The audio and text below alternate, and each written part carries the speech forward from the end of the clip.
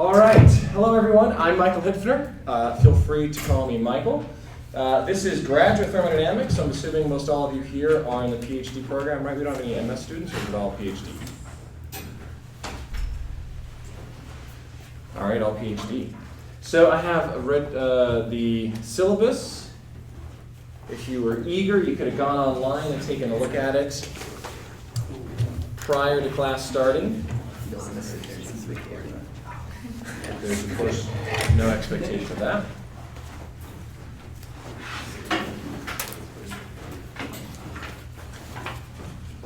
Okay, so we'll run through that really quickly just to set the stage, because it'll give us kind of an overview of how we're planning on running the class.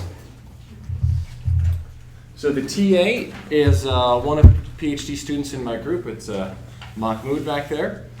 So he will be available for office hours, homework questions, and the likes. Feel free to reach out as much as possible. Same thing with me. The textbooks for the class are two. This big beast right here. This is an undergraduate thermodynamics textbook written by a professor from the University of Delaware. It's one of the sort of gold standard undergraduate texts. Now, it's kind of an interesting book because it's extremely thorough. Does anyone use this one? Which one did you guys use? Did you use this, Sandler? What textbook did you guys use as an undergraduate in chemical engineering? Can't remember? Okay, so a really good one, yes. So this book here is extremely rigorous, which is really nice about it, because it's going to be the sort of the format and flow that we're going to follow. So basically, today we're going to talk about the history of the first law of thermodynamics, because I think it's really important for us to understand why thermo is as tedious and obnoxious as it is to understand the history and notice that it actually predates atomic theory. So we knew more about thermodynamics than we did about atoms. So during the entire foundation of thermodynamics, you have to ignore the fact and pretend that you don't know what an atom is. Now, most undergraduate courses teach the class in a manner where they say, oh, well, the heat capacity is, you know, the kinetic energy of the gases, its rotations, its vibrations, but we don't know that yet, right? So it helps explain why we have these completely arbitrary and abstract variables called enthalpy and internal energy and entropy, because this is sort of magic properties of the fluid that we had to use to calculate properties prior to knowing where those properties actually came from. So a bit of a scary time, I suppose. You're just calculating numbers, it works out, and you're not quite sure why. So this will be about 2/3 of the class. We're going to go through an entire chemical engineering undergraduate curriculum with an emphasis on fluid phase equilibrium. That's going to be the main thrust, is looking at phase transitions, because that's really where chemical engineers get their paychecks from. If you were to design, you know, I don't know, power cycles, that's much more akin to a mechanical engineering discipline. But where chemical engineers are really the only people that do this is in separations. And phase transitions govern separations. So that's what I like to focus on. Then for the last third or so of the class, we're going to talk about statistical mechanics, or in this case, you like to say it's statistical thermodynamics. The concept is more or less similar, but the idea here is that stat mech was developed in the late 1800s and early 1900s to reconcile atomic theory with classical thermodynamics. So basically, this text here is going back and saying, all right, let's assume that this atom thing actually exists. You know, Boltzmann says it's very, very small. How can we predict the laws of thermodynamics by assuming that particles or fluids are actually made up of small particles called atoms and molecules, right? That's the objective of stat mech. Then later on, quantum mechanics had to justify itself with stat mech and thermodynamics as well. So thermo is really one of the cornerstones of all of modern science and engineering, and so that's why I like to go through the history a little bit more so. So that's the general flow of the class. Now, if we're following along on the syllabus, we've made it to here, right, but we'll go a lot quicker now. The course website is going to be Canvas. Hopefully all of you know how to access that. If not, I'm sure you all will very shortly, because I think most everyone on campus uses Canvas is the main means of communication for email and everything. But of course, you can always just send it to my email, whichever is listed on the department website. Video lectures. So 2016 was the first year that I had my lectures recorded, and that was with a person standing in the back with a camcorder. Some people prefer that style. I don't know. I don't have 2 persons of myself to do that. So if you want to go back 2016, see how unpolished I was back then, you can go and watch those lectures. But then from 2017 until now, so 2017, 2018, and now this is the 2019 semester, I'm going to be recording everything on the iPad here. So hopefully I didn't screw it up, and it's going to be recording with good sound and video quality. That's just a link to my YouTube channel. At some point in the future, I would like to put more resources on there, but now for the most part, it's undergraduate material and my lectures. Course objectives, you can read through that. Homework, basically saying I'm totally okay with you guys working in groups, but just make sure you're doing your own individual work. And I think everyone knows what that means. Late work is accepted, but 50% penalty. After 1 week, no late work will be accepted. Here's the breakdown. Homework, quizzes, exams, final exam, and a project. This year the project is going to be some form of a quantitative calculation. So I'll give out those details later on. That'll be in sort of November timeline. Quizzes are going to be kind of checkpoints. And when we go to the schedule, you'll see that I have the quiz about 2 weeks before the exam, just so that everyone is aware of where they actually stand in terms of in crunch time, doing the problems, am I really prepared for the exam. So the exams are really the heavy hitter, which is constituting 65% of the grade, or just the exams. Academic misconduct, please read over that, but hopefully it's unambiguous as to what is appropriate and inappropriate. Grading, these are cutoffs, but I can raise them, I can't raise them, I can lower them, so I can be more generous.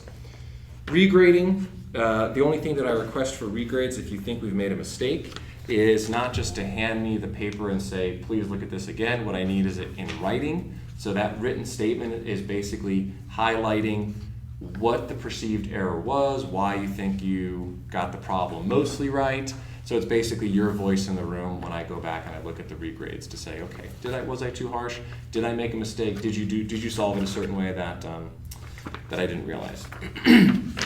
And then the last page, this is sort of university statements here on disabilities, safety, and sexual misconduct. So please go through those on your own. The one thing that I will say is that students with disabilities, so if you have any sort of a learning disability where you feel like you need more time or a quiet room or whatever the case is, please do reach out to the CDS, Center for Disability Services. No one harbors any ill will. We all want it to be a equal playing field and a fair fight for everyone. So don't feel embarrassed or think that faculty or professors will say, oh, this person's just trying to cheat to get extra time, right? If it's a legitimate learning need, the center will identify it and make the accommodations. So, and do that sooner rather than later, because they can't retroactively allow you to take a test. And lastly, a schedule here. These book chapters, it should be obvious, but when the numbers, they count up high, then they start going low again. That's because we're going to transition from book 1 to book 2. The last thing I'll say is that for this one here, I'm not going to be assigning any problems directly out of the books, but I will assume that you have access to at least this book. And for the undergraduate content, I will assume that you have access to a good undergraduate chemical engineering thermodynamics book. Right? Most chemi-thermo books will have the same content, maybe slightly different nomenclature, so that might be a little more difficult, but I'll be following the nomenclature of this one here. This is the 4th edition, no longer in print, but if you can find a used one, that's perfectly fine. They have a 5th edition, which is virtually identical except for the problems. So if you're looking for a text, I'd recommend this one here because it's also really good reference material. All right, I think that covers the logistics of the course. And you'll also get to hear from me again tomorrow because as of July, I am the Director of Graduate Studies, so I'll be running the new student orientation as well. So plenty of opportunities to interact with me and harass me. Okay, any questions? So this is your first official course. It used to be that the fluid mechanics course was taught before this one, so I was the follow-up act, but now I'm the I guess not in the opener, right? It was the main event, but not in the opener. All right. So today we're going to focus on what are the basics and the fundamentals of thermodynamics, focusing on the first law, and then next class we'll talk about the second law and the history of the second law. So thermodynamics, believe it or not, is much simpler than you were led to believe in an undergraduate course. Now the problem with thermodynamics is the simplicity. Nothing that you're actually calculating is trivial to visualize and understand and imagine. But the mathematics of it all and the simplicity of the rules is actually very, very straightforward. So,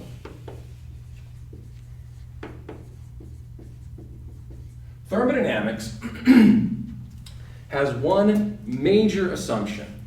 Well, first of all, thermodynamics is the study of how heat and work and energy all interchange. So,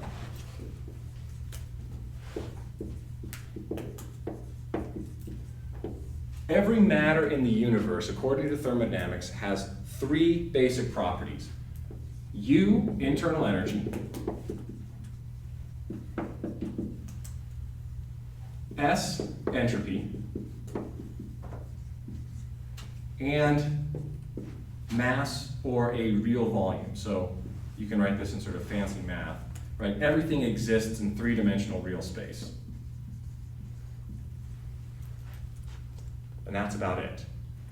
So implicit in this is if we had a mathematical equation that relates between internal energy, entropy, and density, effectively, right? This here, you could write this as meters cubed per mole, or if you take that reciprocal, that's the same as 1 over the density. So it depends how you want to think about this. Specific volume or density. In thermal, we almost always use this term specific volume, right? How much volume does it occupy per unit of mass or unit of mole? But in my head, I always think, oh, this is just a form of density, just reciprocal. So assuming we have some relationship that relates between U, S, and V, which is the ultimate goal of thermodynamics, we want to have an equation that relates between these properties. What that means is that implicitly built in here is that you have the Gibbs phase rule.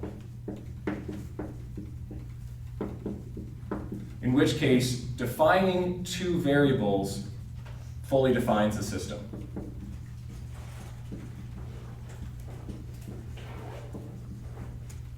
Right, so the Gibbs phase rule, in my mind, is also an integral part of thermodynamics.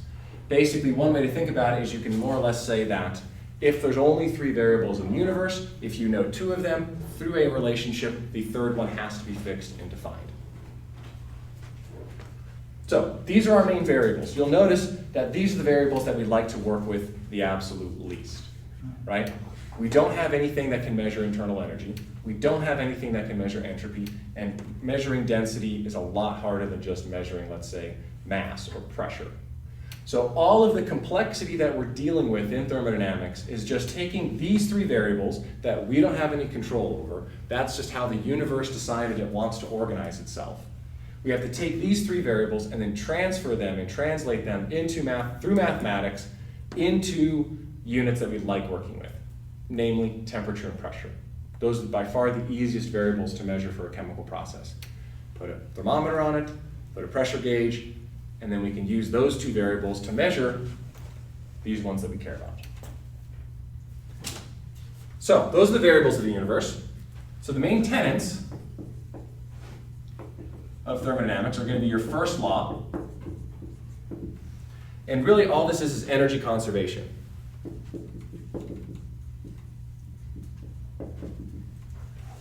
We typically will write this as du, meaning the rate of change of internal energy of the system. Now the system is anything that we can draw a circle around, more or less. It could be a very convoluted loop, right? But we can draw any way we want to. So the total change in energy of that system is going to be equal to how much energy leaves or enters in the form of heat, we write it as Q, plus how much energy or leaves in the form of work. In this case, a mechanical work or PV work is what we're most used to for an expanding process like a piston cylinder.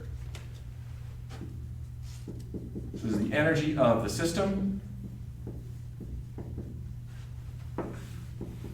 heat, and work.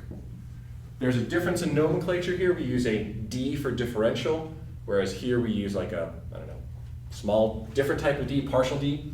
So in thermodynamic literature, what this is basically saying is that if you integrate du, that tells us U, your state function, your total internal energy.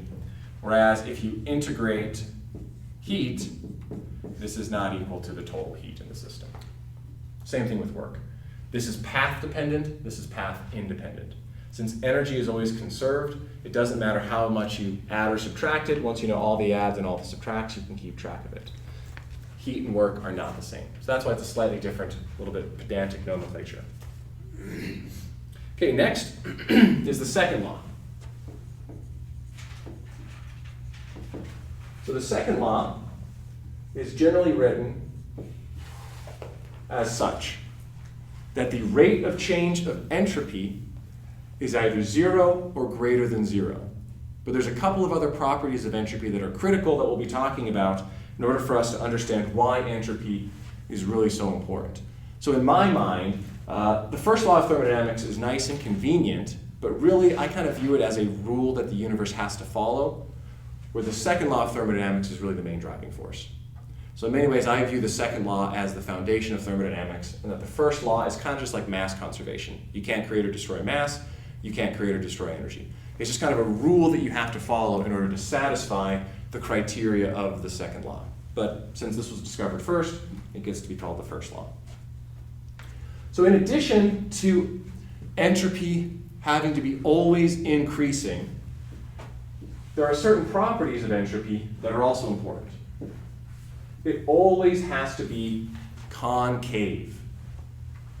So entropy as a function of any variable has to be concave. What this means is that if I were to plot entropy as a function of some property, this could be temperature, it could be pressure, it could be the number of moles, it could be the density. It has to follow the curvature like so, or time, for example.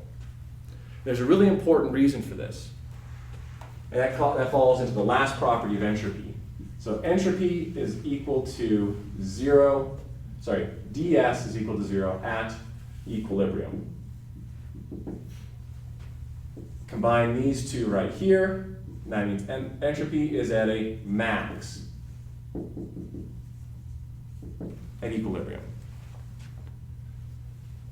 So, if entropy is always at a maximum at equilibrium, if we have entropy that is shaped like this here, that point right here represents a steady equilibrium. Whereas if entropy were convex,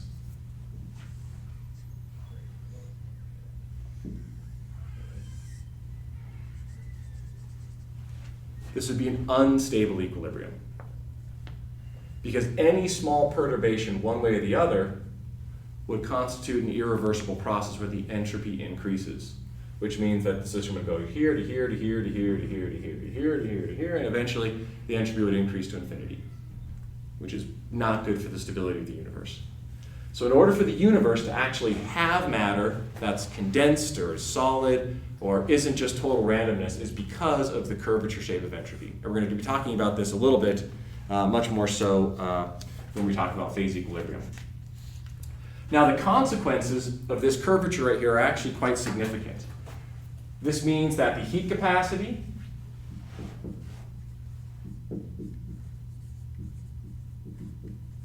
always has to be greater than 0. That's actually a consequence of the stability of the universe. If you ever have a negative heat capacity, that means that entropy is curved the wrong way, and that basically means that the universe is unstable. That also means that pressure and volume have to have a reciprocal relationship, meaning that if pressure goes up, volume must go down. Again, this is a fundamental founding principle of the curvature of entropy, which is something that you probably were not informed of at the undergraduate level. And that lastly, temperature has to be greater than 0.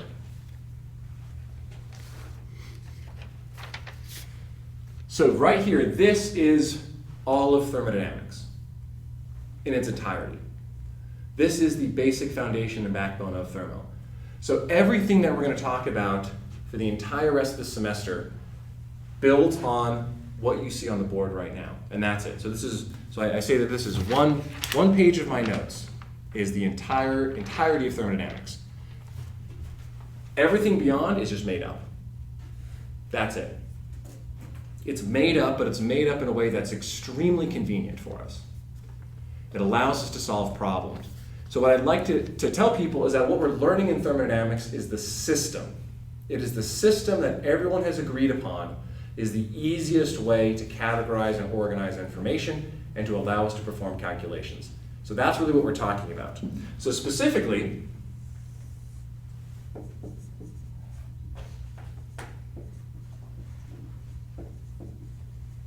variables that we think are basic and fundamental are actually derived functions. They're defined.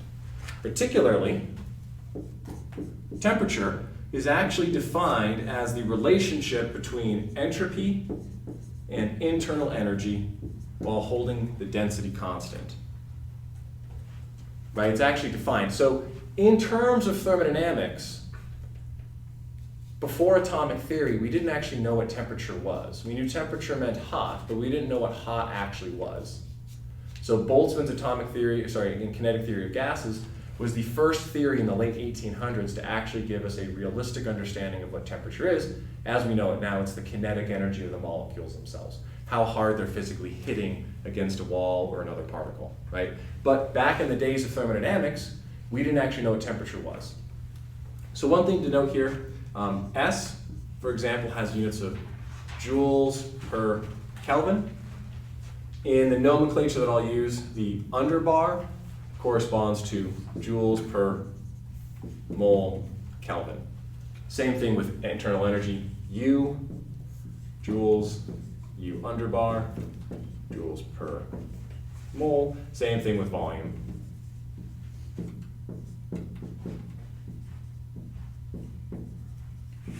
Like so. Just a quick notation. So, just let's see how well everyone remembers their undergraduate material. Which of these is intensive and which of these is extensive? Do you guys remember that? The S bar is the intensive. What does that mean? That means it's extensive means it depends upon the quantity of the system. Right, so extensive means it depends how big the system is. If I have a glass of water versus a bucket of water, which one has more entropy? Bucket. The bucket. Because mass has, mass carries with it entropy, but intensive, it doesn't matter the size. So here's another fun thing about thermodynamics.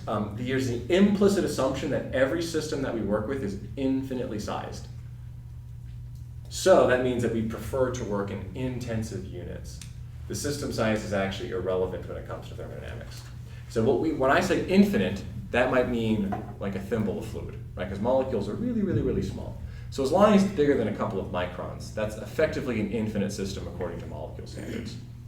But we will talk about smaller systems and surface tension effects during the class as well. An additional derived variable is pressure. So pressure, again, according to thermodynamics, is defined as the relationship between internal energy and volume at constant entropy.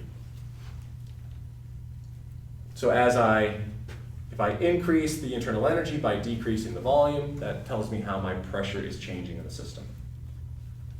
But according to the fundamentals of thermodynamics, these are defined. So the three equal signs. They are not fundamental units, but they are still very, very useful, and that's why we define them in this particular way. Next, we have convenience functions.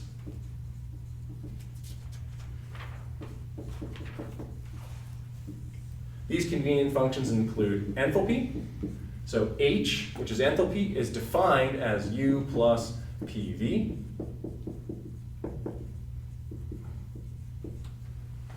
The Helmholtz energy is defined as U minus TS.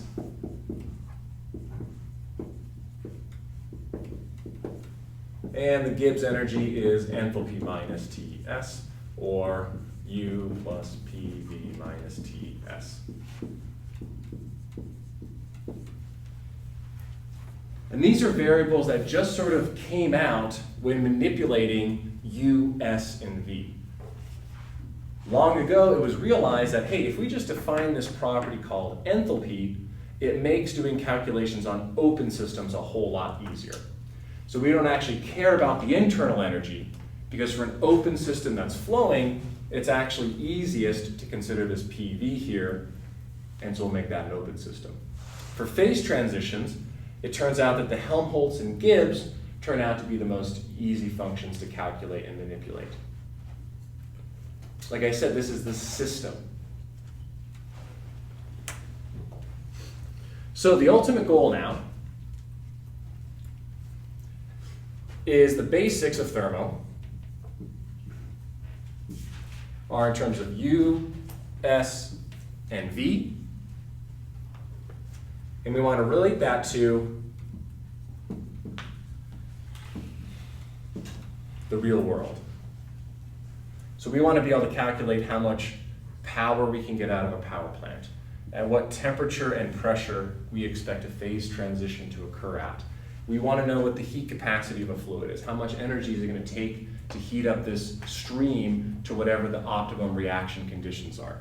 Right? We want to know properties like isothermal compressibility, Joule-Thomson coefficient for refrigeration cycles. We would like to be able to know all of these macroscopic properties of the fluid so that we can design a more efficient and more cost-effective process. And the main part is that thermodynamics really came into sort of full steam, pardon the pun, is during the Industrial Revolution, more or less saying, well, if I'm going to chop down 100 trees, I want to make sure I get the most energy out of it. If I can get more energy out of my steam engines, that means I can make more money and more, textiles and products and things like that. So how we relate between the basics and the real world is through the thermodynamic principles and mathematics. Particularly, one of the major ones we're going to be talking about is an equation of state. So an equation of state relates between temperature, pressure, and volume. Yes? What is the difference between 3 equal signs and 2 equal signs? They should all be 3 equal signs. 3 equal signs means that it is defined. So they're still equal, right? So the equal sign still holds true, but basically what we're saying is I'm creating a new function called h, and how you calculate h is by these two ones. So it's kind of like a one-way street. So we start off with U, S, and V. Then we use U, S, and V to create temperature and to create pressure. Then we use U, P, and V to create enthalpy and so on down the line. So we're kind of going from here to there. We're defining it. So examples. What is an equation of state that we're all familiar with? Ideal gas law. Ideal gas law is great for a lot of things, but it's actually terrible. Because if the ideal gas law described the universe, we couldn't have liquids and we couldn't have solids. Right? So what's another equation of state? Peng-Robinson. So Peng-Robinson is going to be one of the better ones. Peng-Robinson can actually predict that a phase transition should occur. So what's the simplest equation of state that predicts a phase transition could actually happen? Van der Waals. So Van der Waals, that was actually his PhD thesis, was the Van der Waals equation of state, and he earned a Nobel Prize for it. I don't know if I'll get through all the history today. We might run out of time, going a bit slow. So the cool thing about the equation of state is it's much more than just what you're used to seeing typically in an undergraduate course. So in a rigorous chemical engineering undergraduate course, you'll use it to calculate a lot of properties. But most times when you see it, they say, oh, okay, what is the pressure inside of this nitrogen tank if it's an ideal gas versus a virial fluid versus a Peng-Robinson fluid versus a Van der Waals fluid, right? And you can say, oh, well, the ideal gas says that it should be this pressure. Peng-Robinson said it should be this pressure, and that's all cool, right? But that's actually the least useful aspect of why you have an equation of state. Because according to thermodynamics, there's only 3 variables in the universe. If you define 2 of them, you can calculate the third. So in this case, we're starting off with U, S, and V, unpleasant variables to work with. An equation of state translates it to T, P, and V. So according to thermodynamics, if I know 2 out of these three variables, I can calculate every other property in existence for that fluid as long as it's a thermodynamic property. You had a question?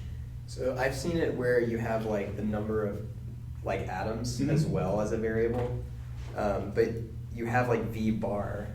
Yes, so that would represent a similar thing. Yeah. So if we were to break this down, what you're doing is you're saying the box size and the number of particles. Yeah. So I could break this to say V and also N. Yeah. But in terms, if we consider everything to be completely intensive, then N is not as important. So oftentimes, I'll squeeze it in here, you'll see the ideal gas law. Normally we see it as PV equals nRT. That's what we like to work with in sort of an undergraduate chemistry course. Oftentimes, you'll in physics, you'll see this more often. PV equals rho RT, or PV under bar equals RT. Very rarely will I actually use this form. So if you're going to be as precise as possible, your basics are like U bar, S bar, V bar. Correct. Yeah. Yep. Okay. To simplify things down as much as possible. Yeah.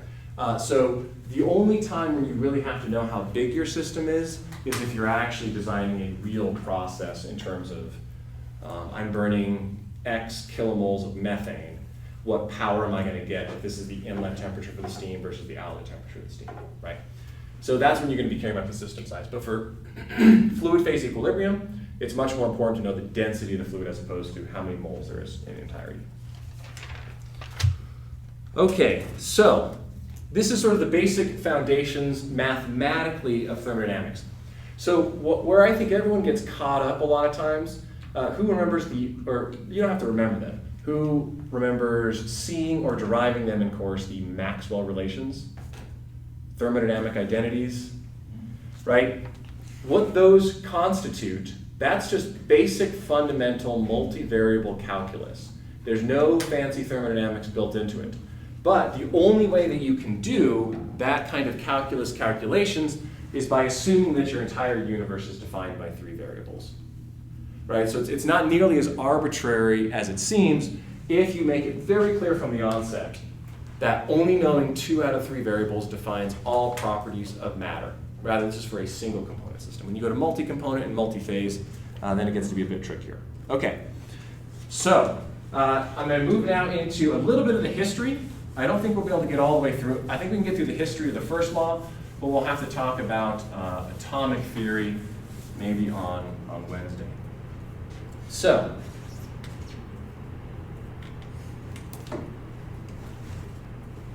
starting off, we'll go back to 1774 and start discussing an individual, Antoine Lavoisier.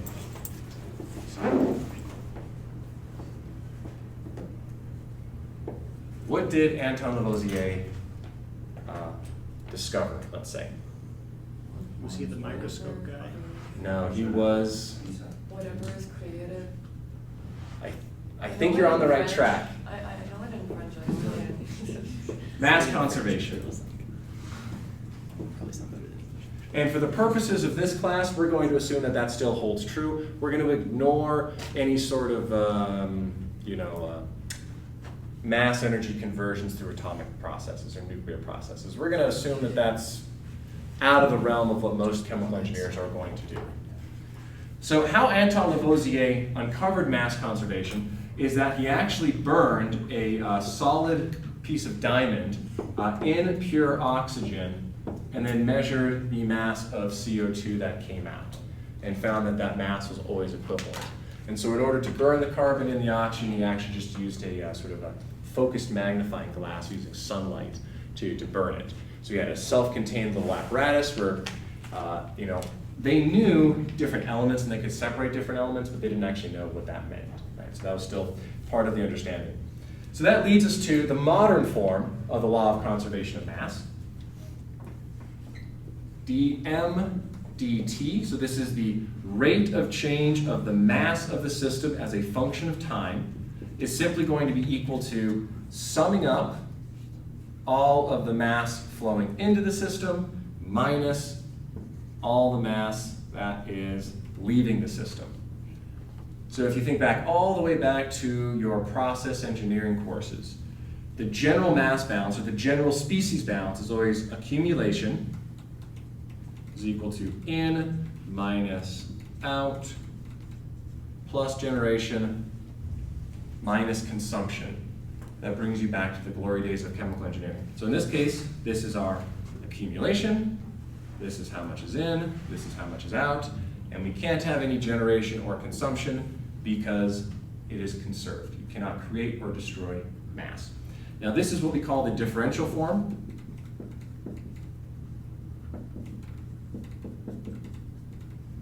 We can also create an integral form, which basically means instead of tracking the instantaneous rate of change in the mass of the system, we can keep track of it over some period.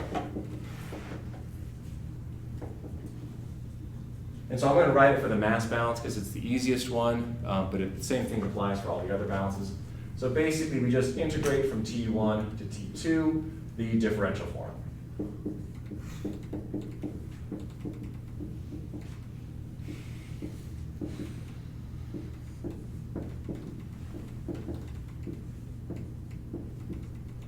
That's the integral form.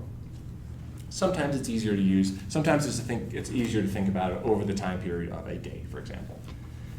But in general, when I think about any of these balances, I always think about the differential form, just because it's, as you can see, like, you know, it's a lot easier for math-wise. All right.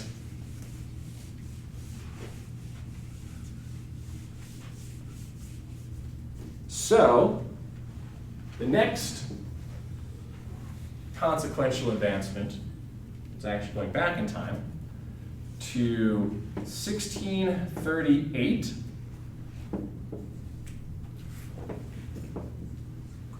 With Galileo and his pendulum experiments.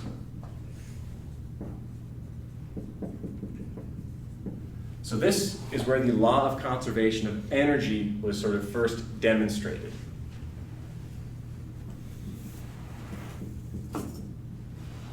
So what was done is he took a large mass on a string and allowed it to swing back and forth.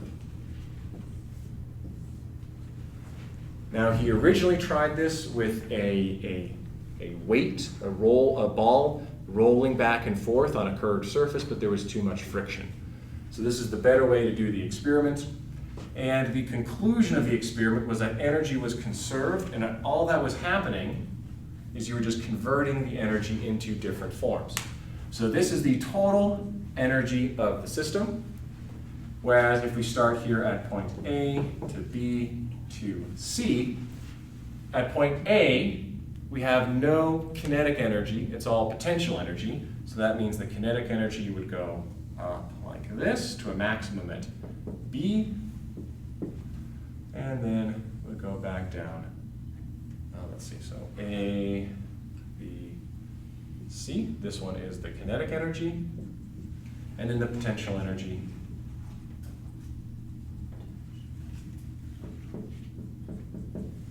Follows likewise.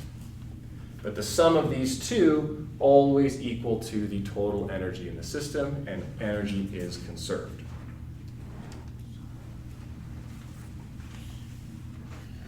Now, that leads us to more modern definitions of thermodynamics, specifically the first law.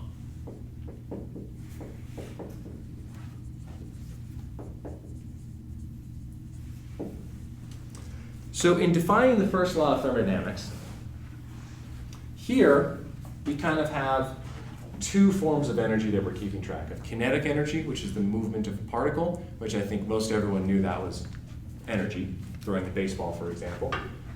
And potential energy, in this case, the potential energy refers to gravitational potential energy. But things get a little bit more complicated when we add in heat. What exactly is heat? So prior to the first law of thermodynamics being adopted in its modern form, we didn't actually know what made an object hot. So one of the more famous earlier theories that was actually disproven is called caloric theory. So this was around in the mid-1800s. So what people thought heat was the presence of a weightless, massless, indetectable fluid called caloric. So hot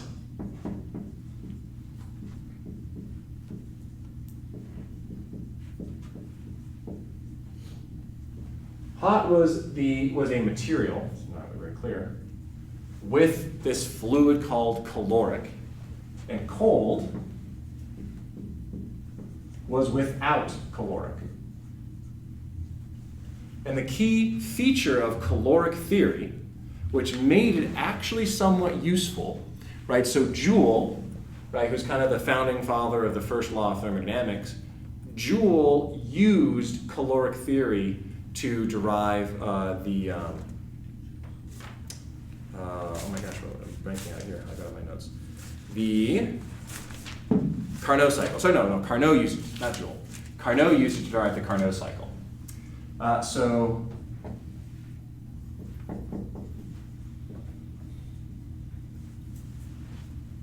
they thought caloric was conserved. So basically, in some instances, you could have used caloric as a stand-in for energy. In other instances, you could not have. Yes, Carnot used it to drive the Carnot cycle. So, however, a couple of early experiments threw some doubt onto caloric theory. So in 1798, right, again, you see this has persisted into the mid-1800s. So this experiment actually went relatively unnoticed. An individual named Count Rumford, which I think is a fantastic name, worked in a Prussian cannon-making factory. So what he did, though, is that as they were making cannons, they had a pool of water in which they had the cannon that they were trying to bore out. So they had a bore here that was spinning around and using the water to cool the process so it didn't get too hot and damage the equipment. So this bore was being spun and it was cutting out a cylindrical shaped pore in the cannon that obviously the cannonball would fit into. Then you would just sort of drill a little thing here so that you could have a fuse lighted off or ignited. So what he found was that this process, it boiled the water in 2.5 hours. But what was interesting is that the water would continue to boil.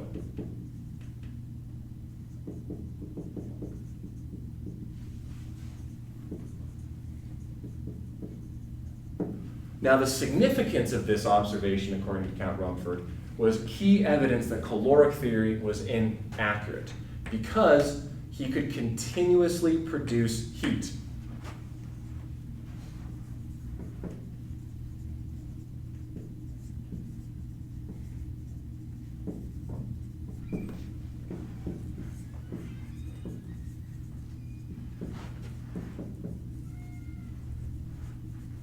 Which meant that caloric was not a conserved quantity. However, these experiments more or less went unnoticed because, as it turns out, a cannon boring piece of equipment was not viewed as necessarily the most scientifically accurate or precision equipment.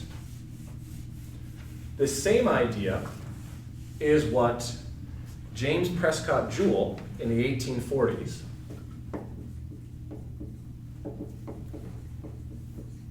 used to establish the first law of thermodynamics. So he did very similar experiments, but instead of using a mechanical kinetic energy borer to heat up the metal and the fluid, what he did is he forced water through channels, which is viscous heating.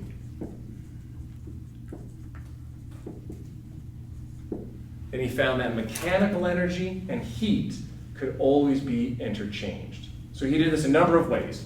He did it through viscous heating, he did it through electrical heating, he did it through gas compression,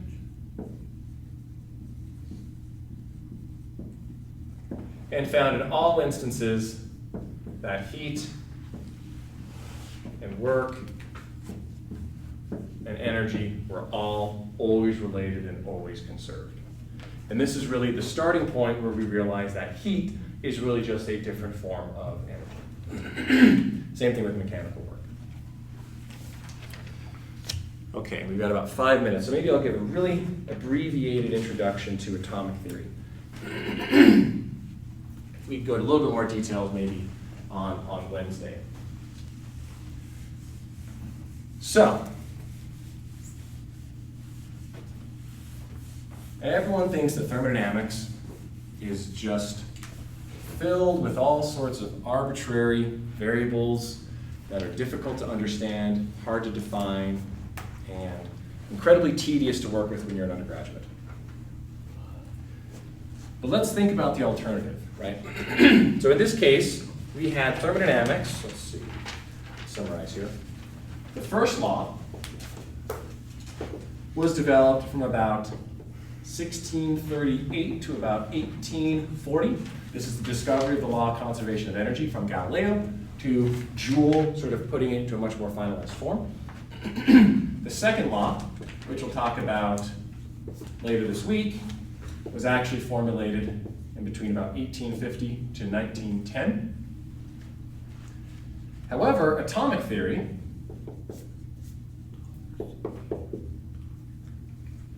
really has its starting point in 1871, all the way through about the 1920s plus, where quantum mechanics sort of came into the scene a little bit more so.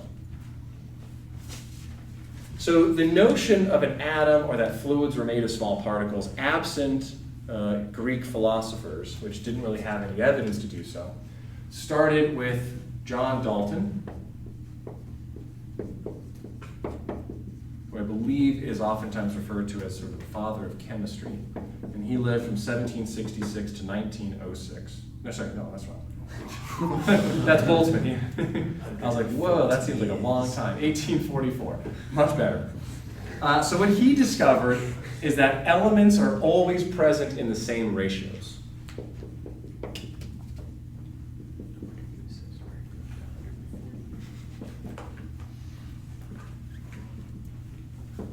So that he used that information to deduce that matter was probably made up of small particles.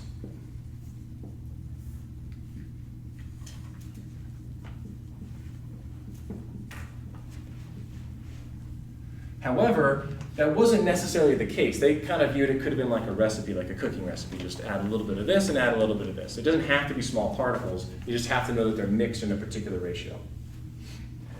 So this is sort of the first realistic, this was in 1805, right? It was the first sort of realistic evidence that there might be anything beyond just considering matter as like a homogeneous fluid.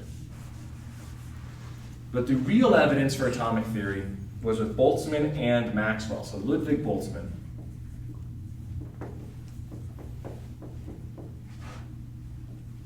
And some of this was developed in conjunction with James Clerk Maxwell.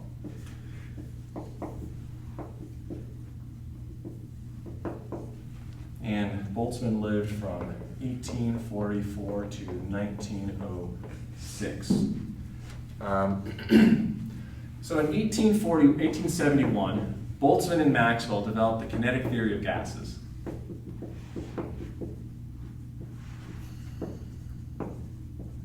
Essentially saying, what if we envisioned a gas as a series of particles zipping along?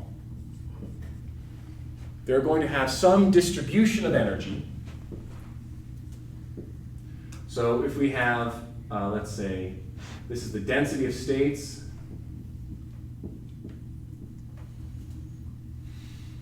The more energy you have, the more different ways it can store energy. But then you also have a probability of having those energy levels exponentially decaying. And if you multiply these together, you get a distribution. And this is the Maxwell-Boltzmann distribution. We'll talk about this in more detail, but I just want to really brief cliff notes on what that is. So this theory was extremely useful because it could accurately predict the properties of really high temperature fluids like water. No one could predict the temperature and pressure or enthalpy or internal energy of superheated steam. And this theory could actually do so. In addition, it gave us a means of understanding what pressure is and what temperature is. Right? Remember, according to thermodynamics, temperature and pressure are these derived quantities based on the fundamental laws. So by knowing that there are particles zipping around a box, temperature was said to be the kinetic energy of those particles. Pressure was the force that it exerted on a surface. So to us, it just makes a total amount of sense. But physicists and engineers didn't believe it. Right? So Maxwell fought his entire life to convince people that atoms actually existed. Right? This is the first evidence that atoms existed, and he actually got their size pretty much spot on. But the reason why no one really believed it is he needed to have a constant that he had to calculate. This is the Boltzmann constant. And it's a very, very small number. So it's 1.38 times 10 to the minus 23 joules per Kelvin. Now, this is identical to the gas constant, R, right, which is just the Boltzmann constant multiplied by Avogadro's number. So what the Boltzmann constant is it's the relationship between temperature and kinetic energy. Right? So how much energy do you need to increase the temperature? So since this number was very, very, very small, and he imagined atoms as little teeny particles or balls zipping through space, that meant that atoms had to be extremely small in order for this to make sense. So everyone believed that it was just a mathematical convenience, right? That it wasn't actually the particles were this small. That it just was like, oh, it's convenient that you derive this theory where you've used this atom approximation. So unfortunately, in 1906, Boltzmann, in a bout of depression, committed suicide. However, if he was a little bit more brushed up on the scientific literature, he would have seen that in 1906, Einstein proved his theory correct through the measurement and modeling of Brownian motion.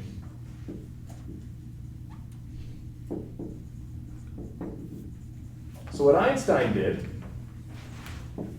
is that Brownian motion had been observed for quite some time, but really no one knew the origins of it. Einstein developed a theory that if you have small statistical fluctuations of a really, really, really small particle hitting a larger object, it'll start to randomly bounce and walk around. And so by using measurements of how much a pollen particle moved around under the microscope, Einstein could actually calculate and confirm the size of atoms correctly. And then moving forward a few years later, an individual named Jean Perrin, in 1908, he used Einstein's theory to calculate Avogadro's number, allowing a connection to be made from the gas constant that had already been known through macroscopic measurements, and was allowed to give that final validation of Boltzmann theory being correct. So, I've got a few more notes here on when we discovered the electron. Anyone want to venture a guess? When did we discover the electron? What year? I'll give you like a plus or minus 10-year window. When did we discover the electron? 1915. No, earlier than that. 1890. Very close, 1889. That's when J.J. Thomson discovered the electron. And when did we discover atomic structure? The nucleus and electron cloud. Venture guess, anyone? 1901. Very close, not very close. 1911. Damn it. Right, that was the Rutherford gold foil experiment, where they shot alpha radiation particles through a thin sheet of gold, and most of them went through. And a very, very, very small number got scattered and reflected back. And they actually used that to measure what the size of the nucleus was as well. So here's the final question. Which came first, right? Our current understanding of an atom, right, with a really small nucleus and really small electrons zipping around following quantum mechanics, that didn't come about until the 1920s. And even then, people were still bickering and arguing about atomic structure and the accuracy of quantum mechanics. Particularly, this guy right here was not a huge fan of quantum mechanics whatsoever. So every time that you get frustrated or confused with thermodynamics, just remind yourself that when all this theory was developed, we had no idea what an atom was. And so a lot of textbooks like to rely on our modern understanding of molecules to describe heat capacity and say, oh, well, decane has a higher heat capacity than heptane does because it has more mass, it has more bonds, it has more vibrational modes, it has more rotational modes. So there's more ways it can store the energy. But when we're trying to understand and interpret the mathematics of thermodynamics, my emphasis is almost always saying, okay, forget what I know, let's just focus on what people who actually developed this theory knew and understood. And so that's why I think it's really important to kind of go through the history, and that's why I like to do a full, rigorous derivation of classical thermodynamics before we move on to statistical. So hopefully it gives everyone a strong foundation. A lot of graduate level chemical engineering books actually start with stat mech and then say how that relates to classical thermo, but I just think the flow is a lot nicer going through, as the historian